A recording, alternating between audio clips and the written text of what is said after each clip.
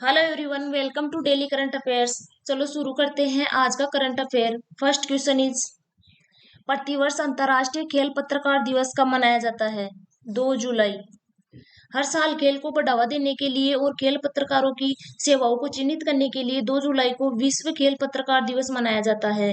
खेल पत्रकार प्रिंट, प्रसारण और इंटरनेट सहित विभिन्न मीडिया प्लेटफॉर्म पर काम करते हैं।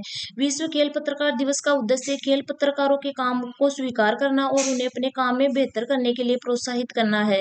इंटरनेशनल स्पोर्ट्स प्रेस एसोसिएशन ने 1994 में विश्व खेल पत्रकार दिवस की स्थापना की।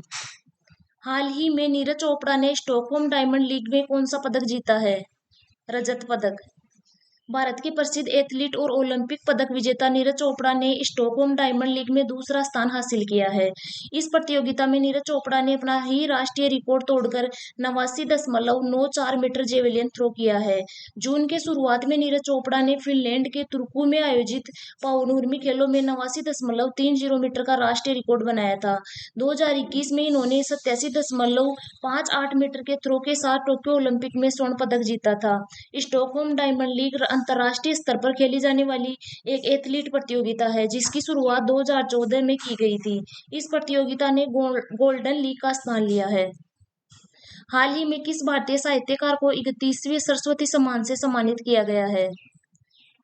रामदरस मिश्र। नई दिल्ली के साहित्य अकादमी सभागार में आयोजित समारोह में के बिरला फाउंडेशन के निदेशक डॉक्टर सुरेश ऋतुपर्ण ने प्रोफेसर रामदरस मिश्र को प्रशस्ति पत्र और नगद राशि भेंट की। रामदरस मिश्र को उनके काव्य संग्रह मैं तो यहाँ हूँ के लिए यह सम्मान प्रदान किया गया है। इस पुस्तक में दलित संघर्ष के महत्वपूर्ण सामाजिक और ऐतिहासिक दस्तावेजों का संग्रह है। सितंबर-अक्टूबर 2022 में आयोजित होने वाले 36वें राष्ट्रीय खेल की मेजबानी कौन सा राज्य करेगा? गुजरात।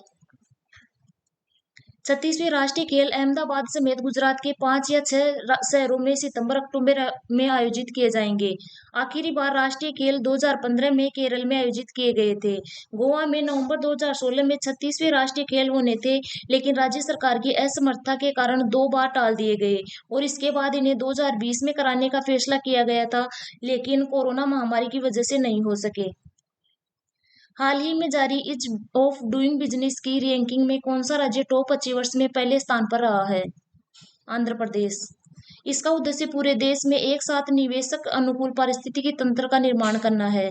आंध्र प्रदेश के बाद गुजरात और तेलंगाना राज्य ईज ऑफ डूइंग बिजनेस की लिस्ट में टॉप पर रहे हैं, जिन्होंने बिजनेस रिफॉर्म्स एक्शन प्लान 2020 की रिपोर्ट को लागू करने के मामले में बेहतर प्रदर्शन किया है। केंद्रीय वित्त मंत्री निर्मला सीतारमण के द्वारा इसकी रिपोर्ट जारी की गई है। Ease of doing business report को पहली बार वर्ष 2003 में जारी किया गया था, ताकि व्यापार नियमों के उद्देश्य और उपायों का आकलन किया जा सके तथा 190 अर्थव्यवस्थाओं के जीवन चक्र एवं उनके अंतर्गत आने वाले व्यवसाय को प्रभावित करने वाले 10 मापदंडों के आधार पर मापा जा सके। 1 जुलाई 2022 को रक्षा अनुसंधान और विकास संगठन ने autonomous flying wing technology demonstrator की पहली उड़ान का सफल परीक्षण कहाँ किया? चित्रदुर्ग, कर्नाटक। इस मानव रहित वायुयान को वैमानिकी विकास प्रतिष्ठान बेंगलुरु द्वारा डिजाइन और विकसित किया गया है, जो डीआरडीओ की एक प्रमुख अनुसंधान प्रयोगशाला है। ये एक छोटे टर्बोफेन इंजन द्वारा संचालित होता है और विमान के लिए उपयोग किए जाने वाले एयरफ्रेम, अंडरकैरिज और संपूर्ण उड़ान नियंत्रण और एवियोनिक्स सिस्टम स्वदेशी रूप से विकसित किए गए हैं। यह 30,000 फीट की ऊंचाई तक जा सकता है और इसका वजन 15 टन से कम है। इस ड्रोन से मिसाइल, बम और प्रेसिशन हथियार दागे जा सकते हैं। यह 200 किलोमीटर की रेंज तक जमीन से कमांड हासिल कर सकता है। 29 जून से 4 अगस्त 2022 तक आयोजित हो रहा दुनिया का सबसे बड़ा नौसैनिक अभ्यास रिम्पेक 2022 में भारत की तरफ से कौन सा आईएनएस भाग ले रहा है? आईएनएस सतपुड़ा। अमेरिका ने कैलिफोर्निया के तट पर प्रशांत महासागर में दुनिया का सबसे बड़ा नौसैनिक अभ्यास रिम्पेक शुरू किया है और इसमें 26 देश हिस्सा ले रहे हैं और इस अभ्यास में सभी देश महाविनाशक जंगी जहाजों का प्रदर्शन कर रहे हैं। भारत की तरफ से एक स्टील्थ फ्रिगेट आईएनएस सतपुड़ा और एक अत्याधुनिक सबमरीन किलर निगरानी विमान P-8I भाग ले रहा है। यह अभ्यास हिंद प्रशांत क्षेत्र में हवाई द्वीप और दक्षिणी कैलिफोर्निया के आसपास किया जाएगा। हाल ही में किस राज्य सरकार ने काशी यात्रा योजना का शुभारंभ किया है? कर्नाटक। कर्नाटक सरकार ने काशी यात्रा योजना का शुभारंभ किया है। काशी यात्रा परियोजना उत्तर प्रदेश के वाराणसी में काशी विश्वनाथ मंदिर की तीर्थ यात्रा करने के इच्छुक 30,000 तीर्थयात्रियों में से प्रत्येक को 5,000 रुपए की नगद सहायता प्रदान करती है। सरकार द्वारा प्रायोजित काशी यात्रा में शामिल होने वाले किसी भी तीर्थयात्री को जीवन में केवल एक बार लाभ मिलेगा। योजना के लिए लाभार्थी कर्नाटक का मूल निवासी होना चाहिए तथा आवेदक की आयु 18 वर्ष से अधिक होनी चाहिए और लाभार्थी जिन्होंने पहले ही एक बार सब्सिडी का लाभ उठाया है वे पात्र नहीं होंगे। हाल ही में भारत के अटॉर्नी जनरल के वेणुगोपाल का कार्यकाल कितने माह के लिए बढ़ाया गया है? 3 माह है।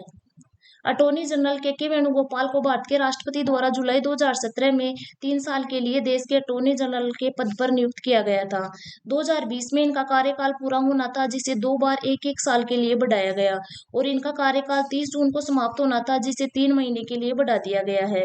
उन्होंने मुकुल रोहतगी की जगह ली थी।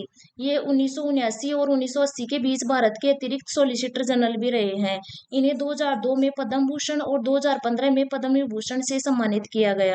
अटॉर्नी जनरल केंद्र सरकार के लिए देश के सबसे शीर्ष विधि अधिकारी और मुख्य कानूनी सलाहकार होते हैं और यह सुप्रीम कोर्ट में सरकार का प्रमुख वकील होता है। अटॉर्नी जनरल के पद का उल्लेख अनुच्छेद 76 के तहत किया गया है। हाल ही में एनटीपीसी यानी नेशनल थर्मल पावर कॉरपोरेशन ने कहां भारत की सबसे बड़ी तैरती हुई सौर ऊर्जा परियोजना की शुरू की है? तेलंगाना। तेलंगाना के रामागुंडम की इस परियोजना से 100 मेगावाट बिजली मिलेगी तथा इसके शुरू होने से दक्षिण भारत में तैरती सौर क्षमता का वाणिज्यिक उत्पादन बढ़कर 217 मेगावाट हो गया है। तेलंगाना के रामागुंडम में यह 100 मेगावाट की फ्लोटिंग सोलर परियोजना उन्नत तकनीक के साथ साथ पर्यावरण अनुकूल सुविधाओं से संपन्न है। एनटीपीसी की इस परियोजना में 423 करोड़ रुपए की लागत आई है और यह एक जलाशय के 500 एकड़ क्षेत्र में फैली है। एनटीपीसी भारत की सबसे बड़ी विद्युत कंपनी है जिसकी स्थापना 1975 में की गई थी। आज की क्लास में इतना ही। मिलते हैं नेक्स्ट क्लास में। अगर आपको वीडियो अच्छा लगे तो लाइक एंड शेयर जरूर करें। Thanks for watching.